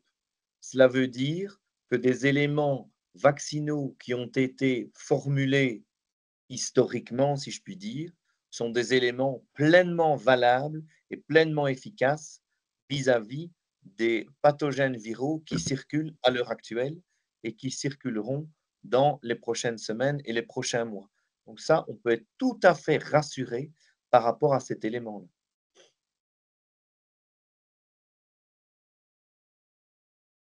OK. Donc, si c'était la dernière question, alors il me reste à clôturer le webinaire en remerciant tous les orateurs, en remerciant les personnes qui, dans l'ombre, ont répondu aux différentes questions. Vous avez entendu Julien, mais il n'était pas seul. Il y avait d'autres vétérinaires de l'ARCIA qui collationnaient les questions de manière à nous permettre à nous de nous consacrer aux présentations. Et je vous rappelle donc que le webinaire sera revisionnable, notamment pour ceux qui auront été malheureusement éjectés par le système Teams en cours de webinaire. Donc, il sera revisionnable sur notre site internet dès demain. Voilà, et je vous souhaite une bonne campagne de vaccination. Bonne soirée.